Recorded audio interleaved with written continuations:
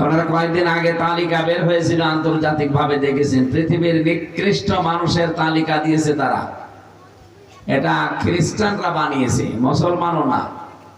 তারা মানুষের পর্যালোচনা করে জানিয়েছে দুনিয়া এখন জীবিত ছাড়া 257টা রাষ্ট্রের সবচাইতে নিকৃষ্ট মানুষ 10 জন। তার 1 নম্বরে হাসিনা,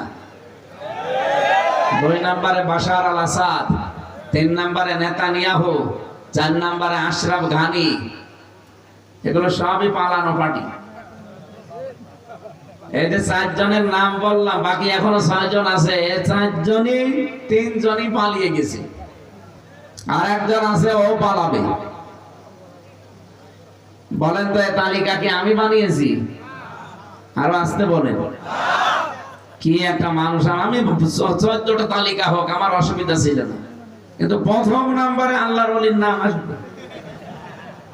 কি করেছে বলেন তো, যে তার নাম তামাম দুনিয়ার ভেতরে নিকৃষ্ট মানুষের তালিকায় 1 নম্বরে। ওনারা পর্যালোচনায় দিয়েছে 1 নম্বরে হওয়ার কারণ হচ্ছে উনি আয়না ঘর বানিয়েছে। এটা যে কত বড় মারাত্মক, যারা ওখানে ছিল না তারা জীবনও টের পাবে না। মানবতার সাথে এর চাইতে বড় কৌতুক পৃথিবীতে আর হয়নি, কিয়ামত পর্যন্ত হবে কিনা আমি তা জানিও না। একটা মানুষকে আপনি নিজে মেরে ফেলে বলেন যে আমি মেরে ফেলেছি, তাহলে তার মা বাবা অন্তত একটা বুঝ পায় যে আমার ছেলে মারা গেছে। তার স্ত্রী অন্তত অন্য জায়গায় বিয়ে করতে পারে, তার ছেলে মেয়ে অন্তত জানবে যে বাবা মরে গেছে। এক কথা বলে না কেন? একটা মানুষ আপনি ভালো মানুষ বাড়ি থেকে ধরে নিয়ে গেলেন, 8 বছর 10 বছর কেউ জানেই না দুনিয়ায় যে সে বেঁচে আছে না মরে গেছে। আমিও আয়না ঘরের ভেতরে ছিলাম। আমি ছোটটায় ছিলাম, মিনিটায়, বড়টায় আমার নিয়ে যায়নি। আমি দেখেছি ছোটটায় যদি ওই হয়, বড়টায় কি হয়। এদিকে 3.5 হাত, এদিকে 1.5 হাত, এতটুকু জায়গায় ওদেরকে থাকতে দিত। আপনি ভাবতে পারেন, নিজেকে দাঁড় করান তো ওই জায়গায়, যে 8টা বছর এতটুকু জায়গায় দুনিয়া কোনো খোঁজ খবর নেই, আমি পড়ে আছি।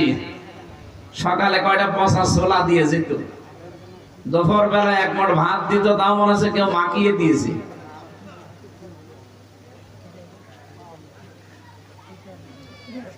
চব্বিশটা ঘন্টা এইভাবে একটা ঘরে তালাবদ্ধ। আমি কি পাখি? পাখিও তো কিচির মিচির করে, কথা বলে না কেন? মানবতার সাথে এই কৌতুক যারা করেছিল, এদের কারণে আজ পুরো প্রশাসনের বদনাম। এই পোশাকটা দেখলে মানুষ আগে সম্মান দিত, এখন পোশাক দেখলে হয় ভয় পায়, নাই ঘৃণা করে। কেন? এই মানুষগুলোর কি দোষ? তারা তো নিজের মা বাবা, আত্মীয় স্বজন, স্ত্রী পুত্র ছেড়ে বাংলার বিভিন্ন প্রান্তে আপনাদের জানমাল, ইজ্জত আবরু হেফাজতের দায়িত্ব পালন করছে। এদের ডিউটি কয় ঘন্টা? 24 ঘন্টা। এ পৃথিবীতে এত ডিউটি পালন করা কোনো চাকরি নেই। আমরা যারা অন্যান্য বিভাগে আছি চাকরিতে, সর্বোচ্চ 8 ঘন্টা ডিউটি করা লাগে, আর ওনাদের ডিউটি 24 ঘন্টা। কেন? ওনাদের মা বাবা, ছেলে মেয়ে, স্ত্রী পুত্র দেশে নেই। এই যে আসার পরে জিজ্ঞাসা করলাম, একটার বাড়ি নেত্রকোনায়, শেরপুরে, একটার বাড়ি ময়মনসিংহ, একটার বাড়ি টাঙ্গাইল। তাদের মা বাবা, আত্মীয় স্বজন, ছেলে মেয়ে সব ছেড়ে দিয়ে এই হাওড়ের ভেতরে পড়ে আছে। এটা রেকর্ড হচ্ছে, সারা দেশে এখন যাচ্ছে। প্রশাসনে যারা আছেন, সে যে বিভাগেই হোক, আর্মি হোক, বিডিআর হোক, পুলিশ হোক, নিজেদেরকে ছোট মনে করবেন। আপনি অনেক বড় দায়িত্বে আছেন। প্রশাসনের দায়িত্ব পুরাটাই ইবাদত। কারণ 2টা চোখ আল্লাহ জাহান্নামের আগুনে দেবে না। 1 নম্বরে যারা রাতের বেলায় আল্লাহর ভয়ে কাঁদে, 2 নম্বরে যারা মানুষের ইজ্জত আবরু হেফাজতের জন্য এভাবে ডিউটি পালন করে। সুতরাং ওনাদের পুরা আজকের সহ যতদিন দায়িত্ব পালন করবে, 24 ঘন্টায় আল্লাহ যেন ইবাদত হিসাবে লিখে নেন। বলেন আমিন। কিন্তু এই পোশাকটাকে কালার করে দিয়েছে 15.5 বছরে কিছু কুলাঙ্গার অফিসার। আর ওই যে 1 নম্বরে যার নাম এসেছে, ওর আর্ডারে চলতো, উনি যা বলতো তাই করতে গিয়ে রাতের ভর দিনে পর্যন্ত তারা করে দিয়েছে। আমার সাথে এক ওসি ছিল জেলখানায়, উনি মাঝে মাঝে আমার ফাঁসির কন্ডেম ছেলে আমার রেখেছিল। উনি আসতো, এসে বলছে, হুজুর আমি একটা তওবা করেছিলাম, আমার এই তওবা আপনি দেখেন তো কেমন হয়েছে। কি? এই যে নির্বাচনে আমি রাত 12টার পর থেকে আমার লোকজন নিয়ে ভোট কাটা আরম্ভ করলাম, ফজরের আজান পর্যন্ত ভোট কমপ্লিট করে ফেললাম। বাক্সগুলো পাঠিয়ে দিলাম বিভিন্ন জায়গায়। ফজরের আজান দিলে আমি গোসল করলাম, ওযু করে 2 রাকাত তাওবার নামাজ পড়লাম। এরপরে বললাম আস্তাগফিরুল্লাহ। হুজুর আমার এই তওবা কি হয়েছে? না। আপনি কি আল্লাহর কাছে দোষ করেছেন? আপনি তওবা করছেন? আপনি দোষ করেছেন হামজার কাছে। কি এরকম একজনকে এমপি বানাতে হলে 3.5 লাখ 4 লাখ হামজা লাগবে, হামজার বউ লাগবে। কথা বলে না কেন? আমাদের কোন রায় না নিয়ে আপনি একা একা সব দিয়ে দিলেন, তার মানে আপনি আল্লাহর কাছে অপরাধ করেননি। আস্তাগফিরুল্লাহ পড়ে আপনার কিছু হবেও না। আপনার হবে যত হামজা আর হামজার বউ বেঁচে আছে তাদের কাছে গিয়ে মাফ চান। কিন্তু আশ্চর্যের বিষয় হচ্ছে আপনি মাফ চাবেন কি করি? কারণ আপনি যতদিন জেলে থাকবেন, আপনার 8 বছর জেল, আপনি বের হয়ে দেখবেন বহু হামজা হামজার বউ দুনিয়া থেকে চলে গেছে, তাদের কাছে আপনি মাফ চাবেন কি করি? অথচ এই জালেমাকে টিকিয়ে রাখতে গিয়ে এরকম মানুষগুলো ইচ্ছার বিরুদ্ধে গিয়ে অন্যায় কাজ করতে তারা বাধ্য হয়েছে। এই পোশাকটাকে মানুষ সম্মান দিত, কত সম্মানের জায়গায়, এখন অধিকাংশ মানুষ ঘৃণার চোখে দেখে। না, ওনাদের কাজ কারবার অ্যাক্টিভিটিস আবার যেন এই দেশে বেড়ে যায়। কারণ ওনারা ঠিক না থাকলে দেশের চোর ডাকাত সাদাবাজ খুনি সন্ত্রাসী এগুলো জীবনও কমবে না। কারণ পুলিশ এই শব্দটা, এই পোশাক আশাক, এই পুলিশ এগুলো বানিয়েছিল হযরত ওমর রাদিয়াল্লাহু তাআলা আনহু। পুলিশের বিভাগ, এই বিভাগটা বানিয়েছে হযরত ওমর। যতদিন পর্যন্ত তাদের দ্বারা ভালো কাজ হবে হযরত ওমরের আমলনামায় সওয়াব যেতেই থাকবে। তাহলে ওদেরকে ভালো ভালো কাজের আঞ্জাম দিয়ে এই পোশাকের পবিত্রতা অর্জন করা দরকার না? কত দামি পোশাক, ওটা দেখলেই মানুষের সম্মান বেড়ে যেত। আল্লাহ যেন ওইটা আবার ফিরিয়ে দেন, বলেন আমিন। আয়না ঘরের সাথে যারা জড়িত ছিলেন, আপনি মানবতা লঙ্ঘন করে ফেলেছেন। ইন্নামা নুমলি লাহুম লিয়াজদাদু ইসমা। আল্লাহ তাআলা বলেন মানুষ যখন পাপের বোঝা পরিপূর্ণ করে ফেলে, ওয়ালাহুম আযাবুম মুহিন, তখন তাকে অপমানজনক শাস্তির ভেতরে ফেলে দেয়। আল্লাহ ঠিক তাই করেছে। 15.5 বছরে অনেকের পাপের বোঝা পার হয়ে চলে গেছে। কত অপরাধ করলে একটা সুপ্রিম কোর্টের বিচারপতি তাকে কলায় পাতায় শুয়েছে, আল্লাহ গলায় গামছা দিয়েছে, সিলেট থেকে টানতে টানতে বর্ডার এলাকা থেকে নিয়ে এসেছে। এমনকি শুনলাম তার বিসি উড়ে গেছে। হ্যাঁ, ওর বিসি নেই। আর কি করবে আল্লাহ? এত অপমান করার পরও যদি মানুষ জালেম যারা শিক্ষা না নেয়। এখন অনেকেই বলছে, বিশেষ করে অ্যাডভোকেট তাজুল ইসলাম, উনি জানিয়েছে যে এই বিচারপতি কালামানিকের ছবি প্রত্যেক বিচারপতির পেছনে রেখে দেওয়া দরকার, যেন এরা শিক্ষা নেয়।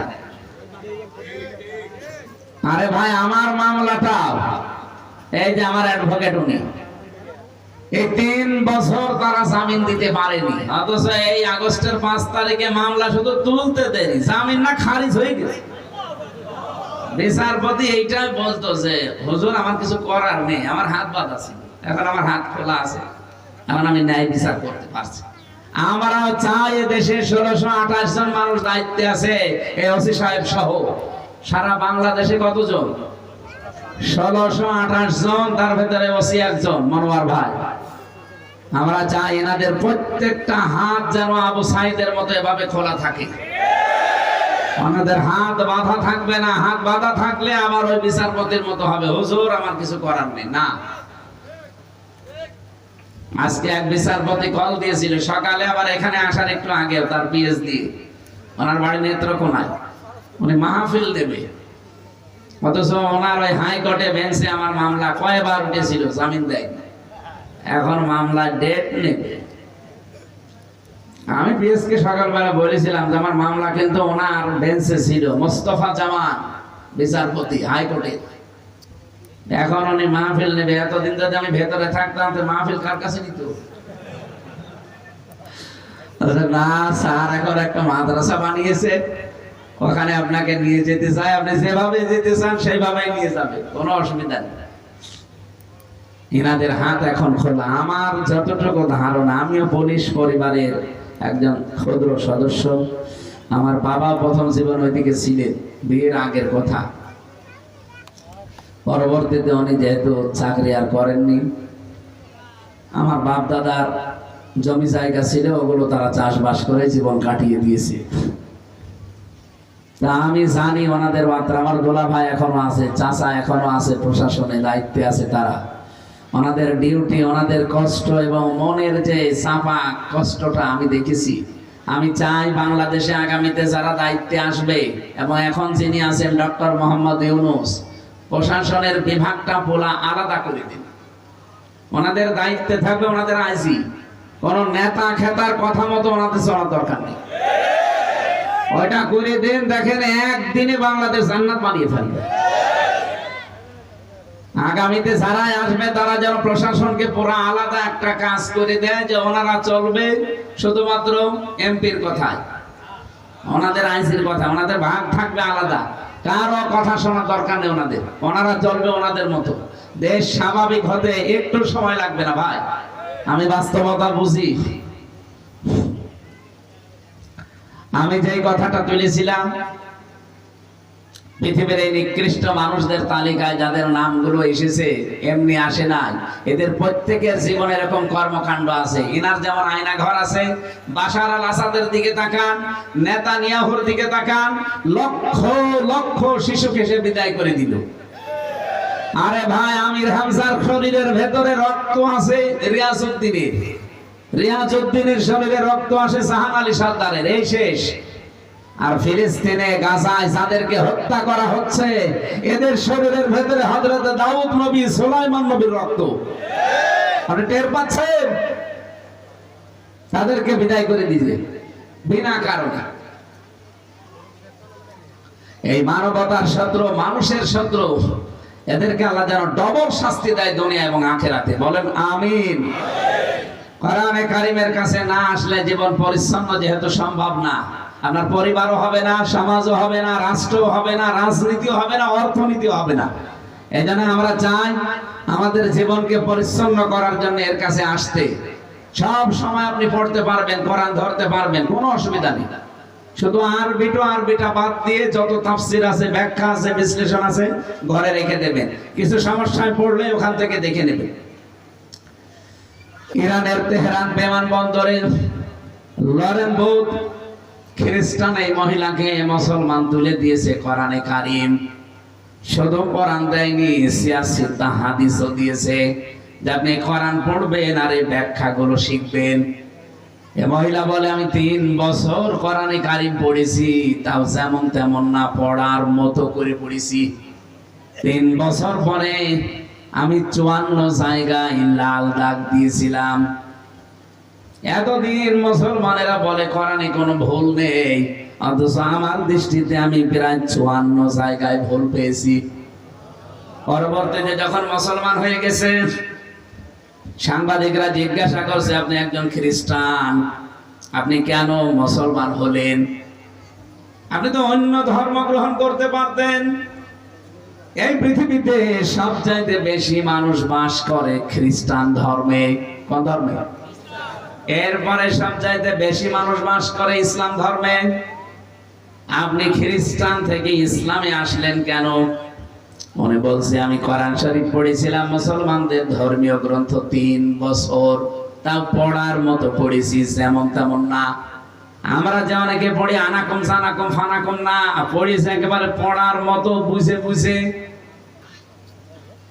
আমি লাল দাগ দিয়েছিলাম 53 জায়গায়, কিন্তু পরবর্তীতে দেখতে পেয়েছি যেখানে লাল দাগ দেয় ভুল ধরে, দেখি ওর পরের আয়াতে, পরের সূরায় এর জবাব আল্লাহ 1500 বছর আগে দিয়ে দিয়েছে। আমার জীবনের ভুল ধরা পড়ে গেছে। এখন আমি আর আমার বাপ দাদার ধর্মে নেই, আমি ইসলামে চলে এসেছি অলরেডি। তাহলে কোরআন শরীফ এটা কি শুধু মুসলমানদের জন্য না পৃথিবীর সবার জন্য? হ্যাঁ, আজকের এই আলোচনাটা, এই ময়দানটাও সবার জন্য। এলাকায় অন্য ধর্মের লোক বাস করে, যারা আছেন তাদেরকে আমরা ওয়েলকাম জানাচ্ছি কোরআনের অনুষ্ঠানে। হাত্তা ইয়াসমাআ কালাম আল্লাহ সুম্মা আবলিগহু মা'মানা। আল্লাহ তাআলা বলেন, হে নবী, অন্য ধর্মের যারা কোরআন শুনতে আসে নিরাপদে শোনার ব্যবস্থা করে দেবেন, শোনা হয়ে গেলে নিরাপদে বাড়িতে পৌঁছিয়ে দেবেন। সুতরাং এই কোরআন আজকে এই দেশে শুধু আমাদের জন্য না, সবার জন্য উন্মুক্ত। আসেন এর কাছে। কয়েকদিন আগে এক যশোরের কলেজের এক অধ্যাপক, বিসিএস ক্যাডার, ওনারে বলেছিলাম যে স্যার, আপনাকে মুসলমান হওয়া লাগবে না, আপনি শুধু আমার ধর্মীয় গ্রন্থটা একটু বুঝে বুঝে পড়বেন। আপনি ইংরেজিতে পড়েন, বাংলায় পড়েন, যে ভাষায় পড়েন, অসুবিধা নেই। উনি দেখে 3 মাস পরে নিজের থেকে মুসলমান হয়ে গেছে। এজন্য আপনাদেরকে আমরা আহ্বান জানাচ্ছি, আমাদের ধর্মে জোর জবরদস্তি নেই। বসে থাকে। আমাদের ধর্মে বাড়াবাড়ি নেই। আছে? এত আসতে বলবেন, এটা আরো প্রচার করেন বেশি করে।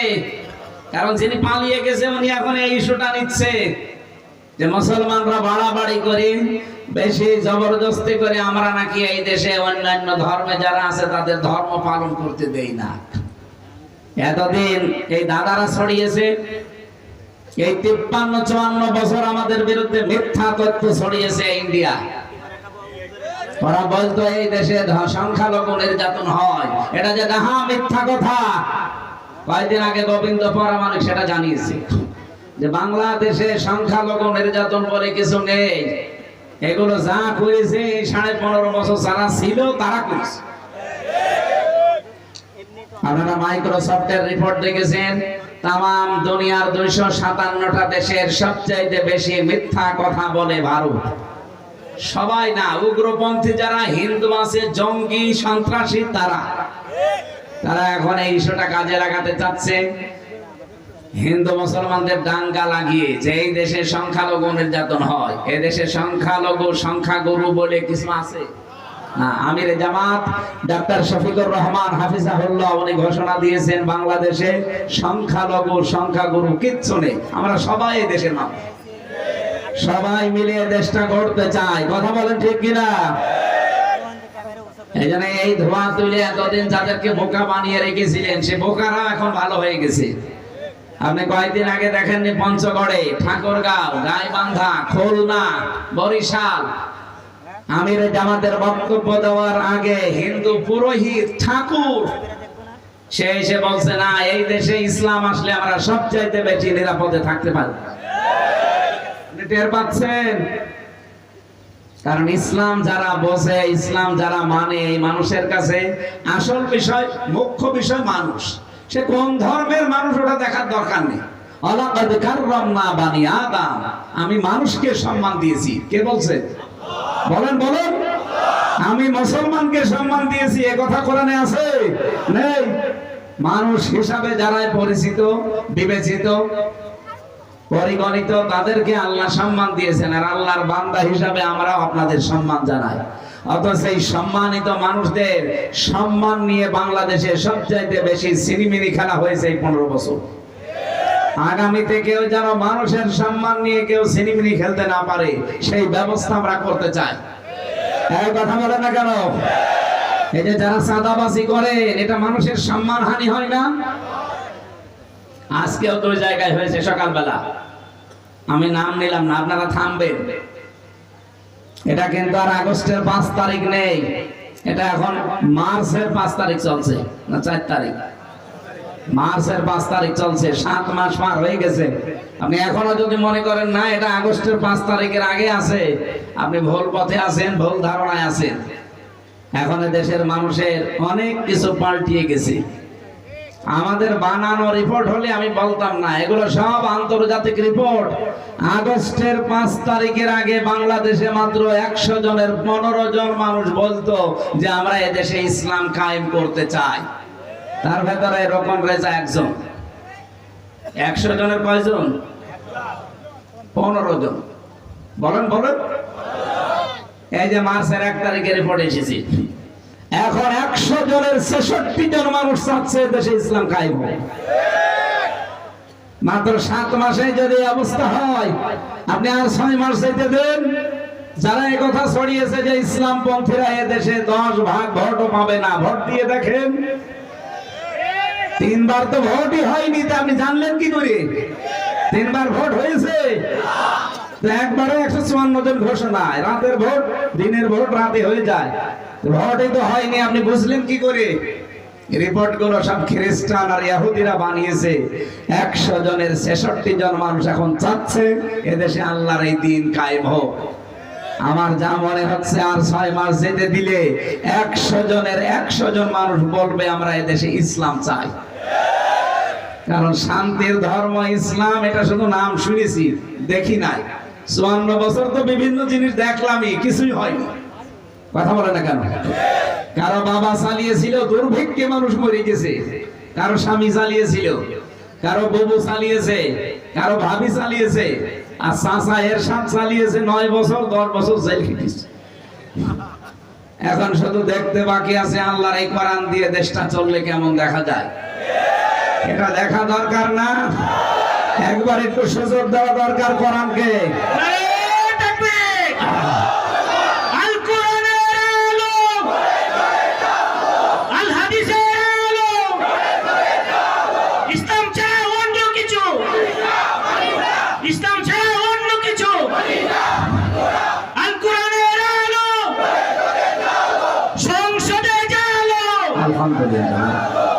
সংসদের কথা যখন বললো আমি শুধু 1 মিনিট বলছি, আপনি অন্যদিকে নেবেন না। আপনি যদি এখানে থাকেন আপনার জন্য বলছি, এদেশে 300 এমপি হবে সামনে।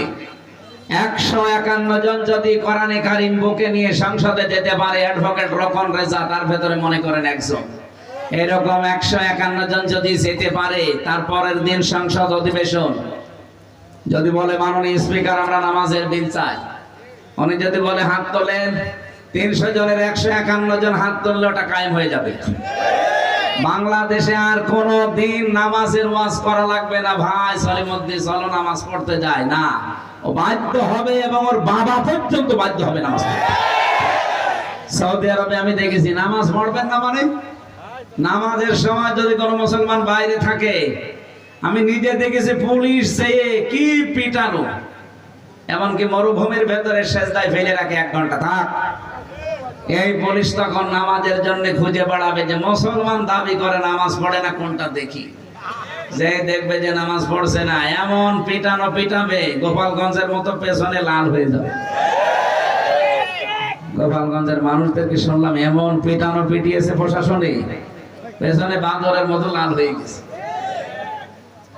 ওই সময় শুনেছিলাম যে গোপালগঞ্জ থেকে কেউ ঢাকায় যদি আসে, বসে আসলে 300 টাকা, আর দাঁড়িয়ে আসলে 1000 টাকা। কারণ বসে আসবে কি করে, ওইটা তখন ওনারা দায়িত্ব পালন করবে। প্রশাসনের ভেতরে, বিচার ব্যবস্থার ভেতরে, শিক্ষা ব্যবস্থার ভেতরে, স্বাস্থ্য ব্যবস্থার ভেতরে যারা আছে তাদেরকে এখন বিভিন্ন মানুষ উস্কানি দিচ্ছে যে ইসলাম আসলে কিন্তু তোমাদের ঘুষ খাওয়া বন্ধ হয়ে যাবে। কে বলেছে ঘুষ আরো বেশি করে খাবে? না, খাবে না কেন? কারণ এমন একটা পরিবেশ ইসলাম তৈরি করে দেবে, ঘুষ খাওয়ার মতো মনই ওনাদের থাকবে না। কারণ ঘুষ দেওয়া যদি না লাগে, ঘুষ খাবে কেন? অসির এই পোশাকটা পরতে তারে 15 থেকে 20 লাখ টাকা উপরওয়ালাকে দেওয়া লাগে। আমি নিজে জানি তো, আমার বড় ভাই তো আছে, আমার চাচা আছে, তারা 15 লাখ 20 লাখ 25 লাখ, তাও তো অন্যান্য থানায়। বাংলাদেশে 2টা থানায় সবচাইতে বেশি ক্রাইম হয়, একটা কুষ্টিয়ার সদর থানা, সিলেটের বিশ্বনাথ থানা। এই 2 থানায় যেতে গেলে আমার মনে হয় ওসি সাহেবকে 50 লাখ টাকা দেওয়া লাগে। এতগুলো টাকা যারা উপরওয়ালাকে দেবে, তারা এলাকায় দায়িত্ব পালন করতে হলে আপনাদের কাছে ওই টাকা তুলবে না? তাহলে এ দোষ কি ওনার? ওনার তো বাবা সব বিক্রি করে দিয়েছে উপরওয়ালাকে, দোষ তো উপরওয়ালা। এই কথা বলেন না কেন? ওই উপরওয়ালা গুলোই তখন আল্লাহর ওলি হয়ে যাবে। এখানে যাদের বিড়ি খাওয়ার অভ্যাস আছে, এই এদিকে তাকান, বসেন। বিড়ি খাওয়ার যাদের অভ্যাস আছে, মসজিদের ভেতরে গেলেন, আপনার যতই নেশা লাগুক বিড়ি খেতে পারবেন? আমরা মন চাচ্ছে খায়, কিন্তু এমন একটা পরিবেশ মসজিদের 4 দেওয়ালের মাঝে আপনি আর খেতে পারবেন না। খেতে চাইলে বাইরে যাওয়া লাগবে। কথা বলেন না কেন? ইসলাম যদি দেশে চলে আসে, যে যেই বিভাগে আছে রেকর্ড হচ্ছে, প্রত্যেককে বলছি, যদি ইসলাম আসে পুরা দেশটাই হয়ে যাবে মসজিদের মতো। আপনার তখন অন্যায় করতে জীবনেও আর মন চাইবে না, কারণ পরিবেশে আপনাকে বাধ্য করবে ভালো হতে। কথা বলে না কেন? আর আমরা ওইটা চাই না। ওনারা যখন বলবে যে আমরা চাই 151 জন নামাজ কায়েম হোক, স্পিকার বাধ্য হবে, বলবে যান আজকে থেকে নামাজ বাংলাদেশে বাধ্যতামূলক। 18 কোটি মানুষ নামাজ পড়বে। আপনি যে একটা ভোট দিয়েছিলেন রেজা সাহেবকে, একটা ভোট দেওয়ার কারণে উনি এমপি হয়েছিল। 18 কোটি মানুষ নামাজ পড়লে যে সওয়াব হবে, একটা ভোটের কারণে আপনি সেই সওয়াব পাবেন। এটা যদি কেউ খণ্ডন করতে পারে যে না এটা রাজনীতি, আসেন এখানে আসেন। আমি সূরা নেসার 58 নম্বর আয়াতের তাফসীর থেকে আপনাকে বাংলায় দেখিয়ে দিচ্ছি। ইন্নাল্লাহা ইয়া'মুরুকুম আন তুআদ্দুল আমানাতি ইলা আহলিহা। অবশ্যই আল্লাহ তোমাদের নির্দেশ দিচ্ছে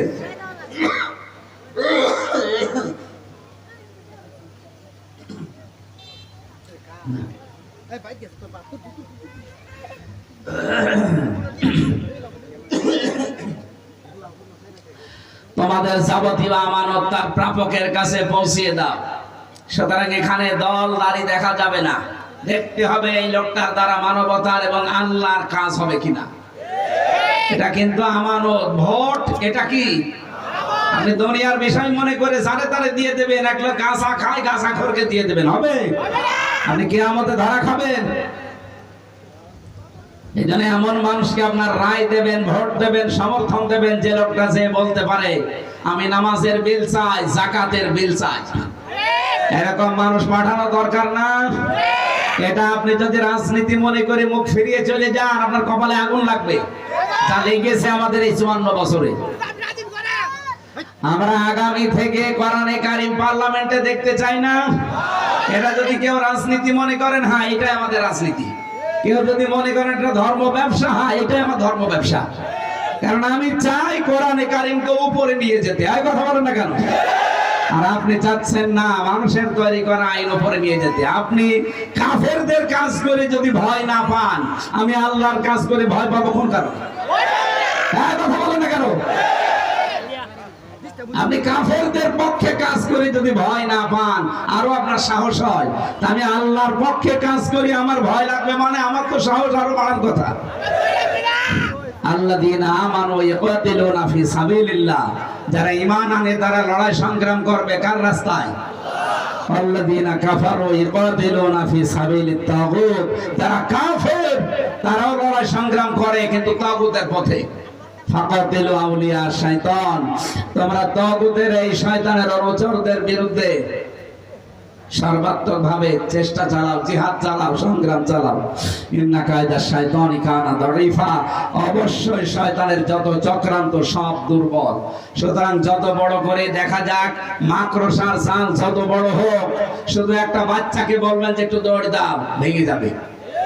এক কথা বলেন না কেন? বাংলাদেশ সহ বিশ্বে যত বড়ই হোক শয়তানের জাল, তাগুতের জাল, একেবারেই কিছু না, শুধু সাহস নিয়ে দাঁড়ানো দরকার। আল্লাহ সেই সাহস আমাদের সামনে যেন দান করেন, বলেন আমিন। কোরআনে কারিমের কাছে আসার আহ্বান জানিয়ে আমরা তেলাওয়াতকৃত আয়াত থেকে তাফসীর আরম্ভ করছি ইনশাআল্লাহ। দরুদ সালাম পাঠ করছি মুহাম্মদুর রাসূলুল্লাহ সাল্লাল্লাহু আলাইহি ওয়াসাল্লামের প্রতি। সূরা বাকারা 183 নম্বর আয়াতটা পড়েছি। প্রথম অংশের কিছু বাংলা বললাম যে কুতিবা আলাইকুমুস সিয়াম, আল্লাহ আমাদের উপরে রোজা ফরজ করেছেন, ফরজ না দিয়ে কুতিবা দিয়ে। এখানে আলেম আছে না? বলেন তো আল্লাহ ফরজ না দিয়ে কুতিবা দিলেন কেন? আমি যদি আজকের এই জমিনটা বলি কাউকে যে রোকন রেজা ভাই আমি আপনাকে দিয়ে দিলাম, আমার মুখের কথা কোনো দাম আছে? বলেন বলেন। এটা যদি আমি 6 স্বাক্ষর করে দলিল করে স্ট্যাম্প করে বলি নেন, এর দাম 10 লাখ। হ্যাঁ কথা বলেন না কেন? একই মানুষ আমি আগে দিয়ে দিয়েছি মুখের কথায়, কোনো দাম এটার নেই, কারো কাছেই নেই। পরে আমি একই মানুষ দলিল করে স্ট্যাম্প করে দিয়েছি, এর দাম হয়ে গেছে কত লাখ। আল্লাহ পাক কোরআনে কারিমে সূরা বাকারার 183 নম্বর আয়াতে ফরজ দিতে পারতেন যে রোজা আমি ফরজ করে দিলাম। যা আল্লাহ বলেন না, কুতিবা আলাইকুমুস সিয়াম, এটা আমি লিখে দিলাম, সই স্বাক্ষর করে দলিল করে স্ট্যাম্প করে দিয়েছি। শুধু তোদের উপরে না, তোদের পূর্বে যত জাতি দুনিয়ায় এসেছিল প্রত্যেক জাতির উপরে রোজা ফরজ ছিল। লাআল্লাকুম তাত্তাকুন, আমি আল্লাহ চাই যে তোরা মুত্তাকি হবি। কি হবি? আর মুত্তাকি কি, এটা কি ইটনার বাজারে কিনতে পাওয়া যায়? আমরা অনেকে এই শব্দটা জানি না যে মুত্তাকি কি। ভালো করে খেয়াল করেন, বাংলাদেশে, ভারতে আর পাকিস্তানে এই তিনটা দেশে আমি গেছি, যে দেখেছি আমাদের এই তিনটা দেশে মুত্তাকি মনে করি তাদেরকে যাদের এরকম বড় সোব্বা গায়, বিশাল পাগড়ি মাথায় দেওয়া, বিশাল টুপি মাথায় দিয়ে, হাতে তসবিহ নিয়ে, দুনিয়ার কোনো খেয়াল নেই, শুধু হো হো করে, মনে করে যে বিশাল মুত্তাকি হয়ে গেছে। না, মুত্তাকি শব্দের আসল ব্যাখ্যা হচ্ছে আল্লাহর নিষিদ্ধ কাজগুলো ঘৃণা করে ছেড়ে দেওয়া, এর নাম মুত্তাকি। এই কথা বলছেন। 2 নম্বরে মুত্তাকি শব্দের ব্যাখ্যা হচ্ছে যোগ্য। কি বললাম? আপনাকে শুধু সৎ হলে হবে না, যোগ্য হওয়া লাগবে। এটা আসার সময় কে যারা বলছিল আল্লাহর আইন চাই, সৎ লোকের শাসন চাই, আর সৎ তো হওয়াই লাগবে, পাশাপাশি আপনাকে যোগ্য হওয়া লাগবে। বাংলাদেশে বহু সৎ মানুষ মনে করতাম, কিন্তু তারা যোগ্য না, এই জন্য দুর্নীতির আঁকড়া বানিয়েছে। এই যে দরবেশটা দেখতে তো সৎই মনে হতো, কথা বলেন না কেন? কি দাড়ি দেখেছেন, তার মাথা থেকে শুরু করে পা পর্যন্ত পুরাটাই সাদা, উপরের গুলো সাদা, ভেতরও সাদা। কি আমার মনে হয় জিবরাইলের ছোট ভাই হয়তো এটা হবে, 36,000 কোটি টাকা চুরি করেছে। ইসলাম যদি সত্যি দেশে থাকতো, এই দরবেশের হাত আগস্টের 5 তারিখের পরে কাটা পড়ে যেত। ইসলাম নেই, এই জন্যই তো হচ্ছে না। এদেশে যত চোর আছে তারা জীবনেও চাইবে না যে ইসলাম আসুক, কারণ তারা জানে যে ইসলাম আসলে আমাদের হাত থাকবে না। মুত্তাকির অর্থ জন্য যেহেতু যোগ্য, রোজা এসেছে আমাদের যোগ্য তৈরি করার জন্য। আপনি যে বিভাগে কাজ করেন ওই বিভাগের জ্ঞান, অভিজ্ঞতা এবং যোগ্যতা আপনাকে অর্জন করা লাগবে। বাংলাদেশে এই সিস্টেমটা ছিল না, এই জন্য আমরা পিছিয়ে গেছি। এমন এমন মানুষ এমন দায়িত্বে আছে, জীবনে ওই বিষয়ে কোনোদিন লেখাপড়াই করেনি, ওর অভিজ্ঞতাই নেই। শিল্পমন্ত্রীর দায়িত্বে এমন একজন মানুষকে দিয়েছে, শিল্প কি জীবনে ওই সাবজেক্ট নিয়ে সে পড়েনি। কি খাদ্যমন্ত্রীর দায়িত্ব দিয়েছে একজন অ্যাডভোকেটকে, ও পড়েছে সারা জীবন আইন নিয়ে, ও খাদ্য কি বুঝবে, এই জন্য তো পচা গম পাওয়া গেছে। ওই যে কামরুল এখন জেলখানায়, ওর মাথার দিকে তাকিয়ে দেখেছে ছাদে মাল নেই, মাল পারবে। এখন নাকি রেগে যায়, পুলিশদের আচরণে নাকি রেগে যায়। আরে ভাই, এ পুলিশ তো আমাদের সাথে 15.5 বছরে ব্যবহার করেছে, ওই আমরা তো কোনোদিন রাগি নাই। পুলিশ আরো কান্নাকাটি করতো, আমাদেরকে জেলখানায় দিয়ে মাজার ভেতরে করে জায়নামাজ নিয়ে আমারে দিয়েছে, আমি নিজে দেখেছি। আর ওদেরকে তো জায়নামাজ না, ওরা মনে হয় বোতল চায়, ওরা মনে হয় বোতল চাই, বোতল পাচ্ছে না, এখন রেগে যায়। আলেমদের মাজায় দড়ি দিয়ে পেছনে হাত বেঁধে কোঠে তোলে, আর এত বড় বড় চোর গুলো এখন শুনলাম যে হাত বাঁধা হচ্ছে। ওদের বাঁধা দরকার, কারণ চোরদের আবার সম্মান কিসের? আল্লাহ যাদের হাত কাটতে বলে তাদেরও সম্মান থাকে। এদের মুত্তাকি হওয়া দরকার। আগামীতে ইসলাম আসলে আমরা যোগ্যতা সম্পন্ন মানুষকে যোগ্য জায়গায় বসাতে চাই, কারণ রোজা আমাদেরকে এই ট্রেনিং দিতে এসেছি। যেহেতু আমার একটা ভ্রান্ত ধারণায় আছে যে মুত্তাকি মানে শুধু দরবারে বসে বসে জিকির করবে, শুধু নামাজ পড়লে মুত্তাকি না। রব্বুল আলামিন বলেন উলাইকাল্লাযীনা সাদাকু ওয়া উলাইকা হুমুল মুত্তাকুন। এরা ঈমানের দাবিতে সত্যবাদী এবং এরা আমি আল্লাহর দৃষ্টিতে মুত্তাকি। কারা? সূরা বাকারার 157 নম্বর আয়াতে আল্লাহ 10টা গুণ দিয়েছেন। ও কিশোরগঞ্জবাসী, খুব ভালো করে নিজের জীবনে এখন মিলাবেন। রমজান এসেছে, চলেও যাবে আর 26 দিন পর। আগামীতে পাবেন কিনা কারো গ্যারান্টি নেই।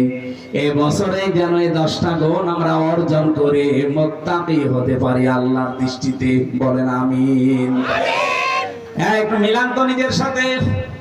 আল্লাহ পাক বলেন লাইসাল বিররা আন তাওয়াল্লু ওয়াজুহাকুম কিবালাল মাশরিকি ওয়াল মাগরিবি ওয়ালাকিন্নাল বিররা মান আমানা বিল্লাহ।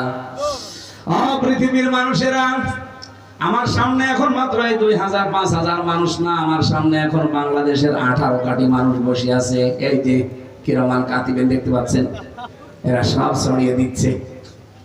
18 কোটি মানুষদেরকে বলছে রমজান এসেছে আমাদের কাছে, চলেও যাচ্ছে। কি নিলেন আপনি? খালি পশ্চিম দিকে পূর্ব দিকে মুখ ঘুরিয়ে সেজদা দিলেই না, এটাই নেকির কাজ না। আল্লাহ বলেন আসল নেকির কাজ আমি আল্লাহর উপরে বিশ্বাস করা, ঈমান আনা। মাওলানা হোসাইন এই শব্দটা নিয়ে শুরু করেছিল যে আপনাদেরকে ঈমান আনা লাগবে না ঈমান পাওয়া লাগবে। এই ঘুমাচ্ছে, বলেন বলেন। না, ঈমান পাওয়া লাগবে। কে বলেছে আপনাকে? আমি। ও, মাথা হালকা তার কাটা আছে, কথা শুনে বোঝা যাচ্ছে। ওর মুখে টেপ মেরে দেন। কিশোরগঞ্জবাসী, আমি যে আয়াত নিয়ে আরম্ভ করেছিলাম তাকান। মাওলানা হোসাইন সাহেব বলছিলেন যে ঈমান আমরা কিন্তু পেয়েছি, আমরা ঈমান আনি নাই। আমরা ঈমান পাইনি। বাপ দাদা মুসলমান ছিল এই হিসাবে আমরা মুসলমান, আমরা কিন্তু ঈমান আনি নাই। সাহাবায়ে কেরাম ঈমান এনেছিলেন। কেউ যদি ঈমান আনতে চায় কিশোরগঞ্জে ইটনার এলাকায় তাকান, ঈমান আনতে হলে প্রথম একটা শর্ত মানা লাগে। ফামাইয়াকফুর বিত-তাগুতি ওয়া ইউমিন বিল্লাহ। কোন মানুষ যদি ঈমান আনতে চায় তার প্রথম কাজ হবে সে যেন তাগুত ছেড়ে দেয়। কি ছাড়ে? বলেন বলেন। তাগুত কি? মামান আত-তাগুত লুগাতান শারহান।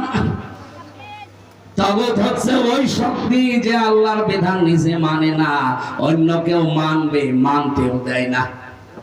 এরকম শক্তি বাংলাদেশে নেই। বলেন বলেন।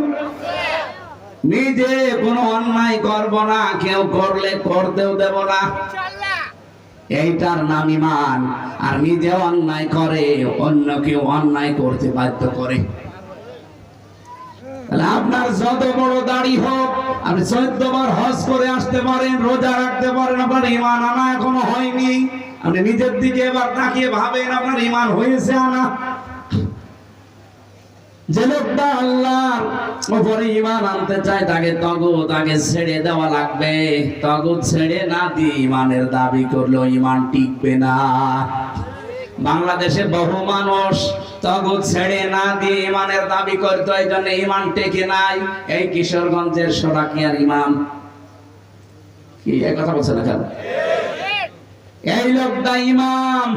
সারা বাংলাদেশের নাকি বড় ঈদগাহ এটা না, সবচাইতে বড় বাংলাদেশের ঈদগাহ হচ্ছে দিনাজপুরের। এর চাইতে বড় ঈদগাহ এই উপমহাদেশের ভেতরে নেই। আপনাদের এটা এখন 2 নম্বরে। বড় ঈদগার ইমাম হোক আর ছোট ঈদগার ইমাম হোক ওইটা বিষয় না, ইমামতি করবে তো ওই লোকটা যার ঈমান আছে, ওর তো ঈমানই নেই। কারণ ঈমান আনলে সে কখনো তাগুতকে সাপোর্ট করতে পারে। তাগুত কাকে বলে বললাম? যে আল্লাহর আইন মানে না এবং অন্য কেউ মানবে, মানতেও দেয় না, এমন শক্তি ছিল না দেশে। সেই শক্তিকে যারা সাপোর্ট করে তার ঈমান থাকে কি করে? এই জন্য ঈমান ওদের নেই। ঝড় উঠেছে, ঈমান আগেই নিভে গেছে। কিন্তু যে মানুষগুলো তাগুত ছেড়ে দিয়ে ইমানের দাবি করেছিল, তাকান তাদের দিকে। আমি ডক্টর শফিকুল ইসলাম মাসুদের কথা বলছি, ঠাকুরগাঁও সাবিরের শিবিরের সাবেক কেন্দ্রীয় সভাপতি দেলাওয়ার ভাইয়ের কথা বলছি। 57 দিন রিমান্ডে ছিল লোকটা। আমাকে যে রিমান্ডে দায়িত্বে ছিল যে অফিসার সঞ্জয়, এই লোকটা ওনারও দায়িত্বে ছিল। আমাকে নিজে বলেছে যে দেলাওয়ারকে আমরা পিটিএসি ফুটবলের মতো। তার গরম করে তা লজ্জাস্থানে ঢুকিয়েছে, পুরুষাঙ্গ নষ্ট হয়ে গেছে। পরবর্তীতে চিকিৎসা করে আল্লাহ আবার ফেরত দিয়েছে। এরপরেও লোকটাকে 1 চুল পরিমাণ ইমান থেকে টলাতে পারেনি। ইমান আনতে হলে তাগুত ছেড়ে দিয়ে আল্লাহ লাগে, তাহলে ইমান নষ্ট হয় না। আর ইমান এনেছেন তাগুতের সাথে সম্পর্ক করে, ওই ইমান জীবনও টিকবে না। কোথায় আছে সে হুজুর এখন? এই জন্য বাস্তবতা এইটা ভাই, আপনার ইমান আছে কিনা আপনি নিজে বলেন। শুধুমাত্র রোজা রেখে আপনি মুত্তাকি হতে চাইলে এই 10টা গুণ মাস্ট বি আপনাকে অর্জন করা লাগবে। ইমান আনতে হবে কার উপরে? আর ইমান আনার আগে কি ছাড়া লাগবে? তাগুত কাকে বলে? আল্লাহর আইন মানে না, অন্য কেউ মানবে, মানতেও দেয় না, এরকম শক্তির সাথে থাকা যাবে? 1 নম্বরে। 2 নম্বরে, ওয়ালাকিন্নাল বিররা মান আমানা বিল্লাহি ওয়াল ইয়াউমিল আখির। কিয়ামতে জবাব দিতে হবে, এই বিশ্বাস তার ভেতরে তৈরি হবে। ও বাংলার মানুষেরা, যতদিন পর্যন্ত একটা মানুষের ভেতরে এই টেন্ডেন্সি তৈরি না হবে যে আল্লাহ আমার কিন্তু জবাব দেওয়া লাগবে, ততদিন ওর জীবনেও পরিচ্ছন্ন হবে না। কথা বলে না কেন? জবাব কি জিনিস আপনি টের পান? খলিফাতুল মুসলিমিন হযরত ওমর, এই এদিকে তাকান, উনি রাষ্ট্রের দায়িত্বে রাতের বেলা রাষ্ট্রের একটা হিসাব করছিলেন। লম্প বা বাতি জ্বালিয়ে, জয়তুনের তেল দিয়ে বাতি জ্বালিয়েছেন, শলাকা জ্বালিয়ে তিনি হিসাব করছিলেন। হঠাৎ করে হয়তো রাত 10টা 11টা বাজবে, ওই দেশের প্রধান বিচারপতি যিনি হযরতে আলী এসেছে। হযরতে আলীকে তিনি প্রথমে জিজ্ঞাসা করলেন, ও দেশের প্রধান বিচারপতি হযরত আলী, আপনি এসেছেন আমার কাছে কি রাষ্ট্রের কোনো বিষয়ে কথা বলতে, না কোনো ব্যক্তিগত বিষয়ে? হযরত আলী বললেন, খলিফাতুল মুসলিমিন, আমি এসেছি আমার পারিবারিক জীবনের একটা কথা আপনাকে জানাতে। হযরত ওমর সঙ্গে সঙ্গে বাতিটা লিভিয়ে দিলেন ফু দিয়ে। হযরত আলী মনে দুঃখ পেয়েছেন যে কি, আমি দেশের প্রধান বিচারপতি, আমার দেখে আরো একটু সাজসজ্জা করবেন, আরো বিভিন্ন আইটেম তৈরি করবেন, আর বাতিটাই লিভিয়ে দিলেন। হযরত ওমর ডাক দিয়ে বলে, প্রধান বিচারপতি শোনেন, রাগ করবেন না, আমি এতক্ষণ কাজে ছিলাম রাষ্ট্রের গুরুত্বপূর্ণ একটা নথি আমি হিসাব করছিলাম, এজন্য তেল পড়ছিল রাষ্ট্রের, জনগণের টাকায় কিনা এই তেল আমি পড়াচ্ছিলাম। এখন যেহেতু আপনি এসেছেন ব্যক্তিগত পারিবারিক জীবনের একটা সমস্যার কথা বলতে, আপনার কথা শুনতে হয়তো 2-3 মিনিট সময় আমার লাগবে। আপনার পারিবারিক জীবনের ব্যক্তিগত জীবনের কথা শুনতে আমি রাষ্ট্রের তেল পোড়াবো, কিয়ামতের দিন আমি জবাব দেব কি করে? আমার দেশে ওসি সাহেব থেকে শুরু করে 1628 জন তাদের নাম বললাম। এই মানুষগুলো যদি এই টেন্ডেন্সি নিয়ে চলতে পারে, আল্লাহর কসম বাংলাদেশ মদিনা হয়ে যাবে। আপনি তাকওয়া অর্জন করবেন কি দিয়ে? এইটার নাম তাকওয়া। ওয়াল ইয়াউমিল আখির, কিয়ামতে জবাব দেওয়া লাগবে। বলেন তো বাংলাদেশে এরকম মানুষ আমরা পেয়েছি? হ্যাঁ, আমি পেয়েছিলাম। আমি গত পরশুদিনও ছিলাম সেখানে, পাবনা সাথিয়ায় গিয়েছিলাম। সাবেক সফল মন্ত্রী মাওলানা মতিউর রহমান নিজামী রহমতুল্লাহ আলাইহি 2টা মন্ত্রণালয় চালিয়েছি। 2টা মন্ত্রী তিনি, একটা শিল্প মন্ত্রী, একটা কৃষি মন্ত্রী। অথচ তার বাড়িতে দেখলাম এখনো পর্যন্ত মাটির দেওয়াল, ওপরে টিনের চাল, একটা মন্ত্রীর বাড়ি। মন্ত্রণালয়ের দায়িত্ব পালন করার পরে মাত্র 26 টাকা বেঁচে গিয়েছিল। 26 টাকা বেশি ছিল, ওইটাও রাষ্ট্রে তিনি ফেরত দিয়েছে। আপনি আল্লাহর ওলি খুঁজে পান না। আল্লাহর ওলি খোঁজার জন্য কি সিলেটে বরিশালে যাওয়া লাগবে? বলেন তো, বাংলাদেশের ইতিহাস এইটা না যে মন্ত্রণালয়ের দায়িত্ব পালন করার পরে 26 টাকা বেঁচে গেছে, ওইটা আবার ফেরত দিয়েছে। মানে কোথায় পেয়েছেন? এই 15.5 বছরে দেখলাম ভূমি মন্ত্রীর দায়িত্ব একজন পেয়েছিল।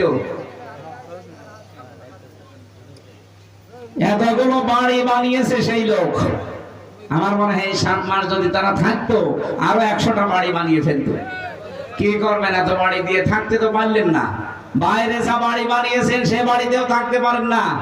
কয়েকদিন আগে আমি গিয়েছিলাম মালয়েশিয়া। ওই জায়গায় যে দেখি সাহেব পাড়া বানিয়েছে, সাহেব পাড়া। কানাডায় বানিয়েছে বেগম পাড়া। ওখানে সব এই সাহেবদের বাড়ি, সব তালা লাগানো। শয়তানরা আগস্টের 5 তারিখের পরে যে ওখানে থাকতে পারে না, সব থাকে হোটেলে। যে হোটেলে উঠে দেখি নিচে 2 শয়তান চা খাচ্ছে। কি গো এখানে? হুজুর আমরা আগেই পালিয়েছি। কেন? সাহেব পাড়ায় থাকবেন না? না, ওখানে থেকে মায়ের খাবো। বাংলাদেশের জনগণ এখানেও আছে, পিটিয়ে ভক্ত বানিয়ে ফেলেন। কি করলেন আপনি বলেন? এখনই যদি এই অবস্থা হয়, আপনি মরে গেলে আপনাকে কি গালি দেবে আপনি টের পাচ্ছেন? এই জন্য কার জন্য কি করছেন? আপনি 620টা বাড়ি বানান, এত বাড়িতে জীবনে থাকতে পারবেন? আমার তো মাত্র 2টা, বাবার একটা বাড়ি আর আমার নিজের একটা। এই বাড়িতে আমার থাকার জায়গা নেই, সময় নেই। কারণ আমি এক বাপের এক ছেলে, থাকবো কি করে? আমার একটা বোন আছে, বিয়ে দিয়েছি, সে যশোরে থাকে, দোলাভাই বললাম প্রশাসনে আছে। তারা ওই বছরে 2-1 বার করে আসে। ওরা বাড়ি ফাঁকা পড়ে আছে, একটা বাড়িতে থাকার মতো মানুষ নেই। আর ওই শয়তান বানিয়েছে 620টা বাড়ি। ওরে পিটিয়ে ভর্তা বানানোর দরকার না? প্রত্যেকের অবস্থা ওদের ওদের, কারণ জবাব দেওয়া লাগবে এই টেন্ডেন্সি তো নেই। এই কারণে এত কিছু করেছে। এই রমজান এসেছে আমাদেরকে তাকওয়া অর্জন করার জন্য। আর তাকওয়ার 2 নাম্বার পয়েন্টে আল্লাহর প্রতি ঈমান আনা, কিয়ামতে জবাব দেওয়া লাগবে, এই ভয় তৈরি করা। হযরত ওমর, চিন্তা করা যায় যে প্রধান বিচারপতি এসেছে একটা দেশের, তারে আসলে তো আরো আলোকসজ্জা করার কথা, আরো বিভিন্ন জিনিস আইটেম করার কথা, বাতিল নিভিয়ে দিয়েছে। যখন রাগ করলেন তখন বললেন, দেখেন আপনি পারিবারিক জীবনের কথা নিয়ে এসেছেন, আপনার সাথে গল্প করব আর রাষ্ট্রের টাকা পড়াবো। বাংলাদেশের প্রত্যেকটা বিভাগে যদি দায়িত্বশীলরা এই পরিচয় দেয়, এদেশে 1 টাকা অপচয় হওয়া সম্ভব? আমরা এরকম মানুষ চাই ভাই। এই মানুষগুলো যদি সত্যি তৈরি হয়ে যায়, এদেশে অভাব থাকবে না। হাজার হাজার কোটি টাকা পাচার হয়েছে, যাই হয়ে গেছে, ওগুলো যদি এখন ফেরত আনতে পারেন, ডক্টর মোহাম্মদ ইউনূস চেষ্টা চালাচ্ছে, ফেরত আনেন। না হলে এই দেশে যা সম্পদ আছে, সবচাইতে বড় সম্পদ আমাদের হাত। 18 কোটি মানুষের 36 কোটি হাত আছে, এই কথা বলে না কেন? এই হাতগুলো যদি কর্মের হাত হয়ে যায়। আমি চীন দেশে গিয়েছিলাম, এদের যে মানুষ কিলবিল কিলবিল করে, কিন্তু কোনো অভাব আছে? ওদের হাত সব কাজের হাত। আমার সাথে ছেলেও 2জন চাইনা ছিল, এতে এত বুদ্ধি আমি জীবনে কল্পনাও করি না যে জিনিস নিয়ে ওরা ওই জিনিস বানিয়ে ফেলে। এই যে বোতল, পানি খেয়ে বোতল আমরা ফেলে দেই না, ওরা বোতল 8-10টা এক জায়গায় করে মুখ কেটে দেয়, দিয়ে চারিদিকে বান্ধন দেয়, দিয়ে উল্টিয়ে দেয়, দিয়ে একটা চেয়ার বানায়। আমার একদিন ডাক দিয়ে বলছে, হুজুর বসেন চেয়ারে। চেয়ার কোথায়? চেয়ার পাবো কোথায়? বোতল উল্টিয়ে চেয়ার বানিয়েছে, অথচ বোতল আমি খেয়ে খেয়ে ফেলে দিই। কি বুদ্ধি মাথায় দেখেছে? বোতলের মুখ কেটে ওর ভেতরে মাটি দিয়ে এরপরে শলাকা বানায়। আমার মনে হয় যদি বাইরে থাকতো ওইটা দিয়েও ব্যবসা করি। আমাদের এই হাতগুলো যদি আমরা এরকম কর্মের হাত, আমরা এরকম টেন্ডেন্সি তৈরি করতে পারি, এদেশে অভাব থাকবে না। যদিও আল্লাহর ওলি চলে যাওয়ার সময় 14টা ব্রিফকেস নিয়ে গেছে, আমার দেশ পত্রিকার রিপোর্ট।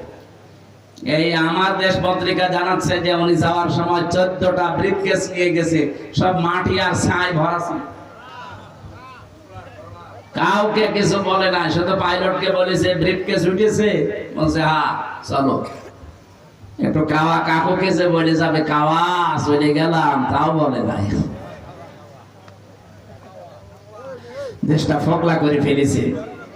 এই দেশে এখন এত ঋণ বোঝা দিয়ে গেল, এখন কেউ জন্ম নিয়ে 1,10,000 টাকা তার মাথার উপরে দিন, এটা এখন কাটিয়ে ওঠা লাগবে ভাই, আমাদেরই কাটানো লাগবে, কিন্তু সৎ মানুষ লাগবে এবং যোগ্য মানুষ লাগবে। এই কথা বলে না কেন?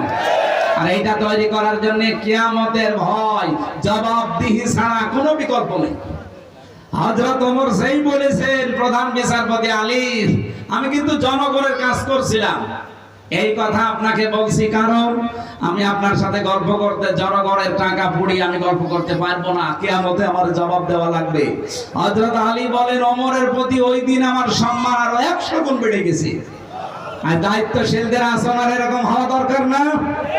রোজা এসেছে ওইটা শিক্ষা দেওয়ার জন্য যে জবাব দেওয়া লাগবে, এই টেন্ডেন্সি তৈরি করো আর এইটা নিয়ে পা ফেলো।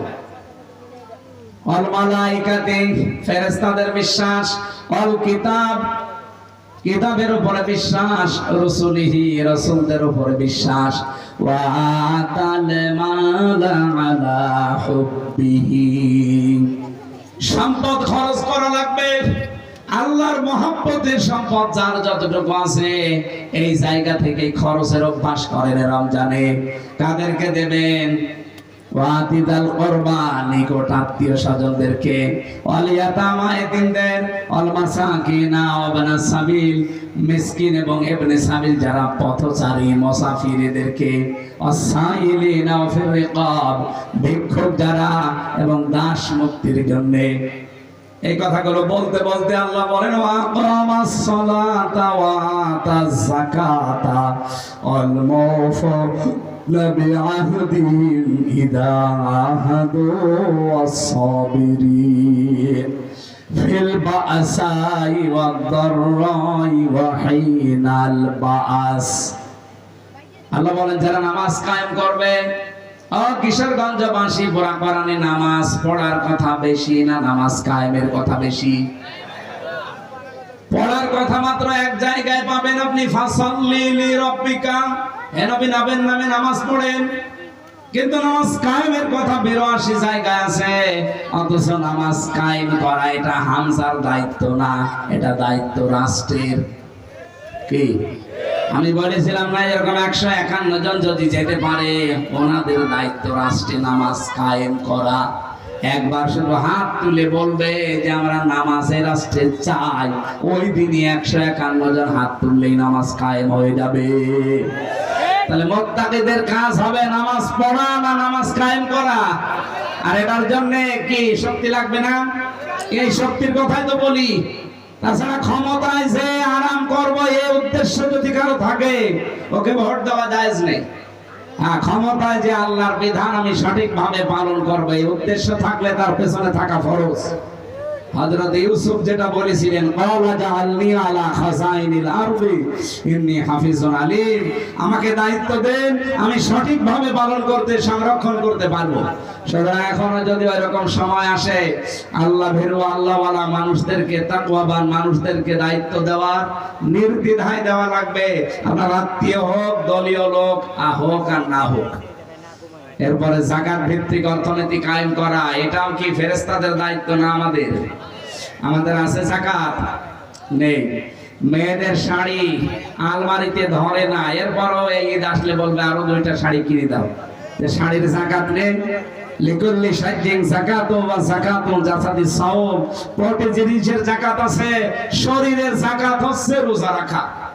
প্রতিটি জিনিসের যদি যাকাত হয়, আমার শাড়ির যাকাত নেই, আমার সোনার উপর যাকাত নেই, আমার ব্যাংকের টাকার, আমার ব্যবসায়িক মালের, আমার পশু পাখির, আমার ফসলাদি সব জিনিসের যাকাত আদায় করা লাগবে, তাহলে আপনি মুত্তাকি হতে পারবেন। এরপরে ওয়াদা যা করবে ওয়াদা যেন ঠিক রাখে। ওয়াল মুফুনা বিআহদিহিম ইযা আহাদু ওয়াস-সাবিরিন, ধৈর্য ধারণ করা লাগবে বিপদে আপদে। আল্লাহ বলেন 10টা গুণ যাদের ভেতরে পাওয়া যায় এরা ঈমানের দাবিতে সত্যবাদী এবং এই মানুষগুলোই আল্লাহর দৃষ্টিতে মুত্তাকি। আল্লাহ আমাদের মুত্তাকি হওয়ার তৌফিক দিন, বলেন আমিন।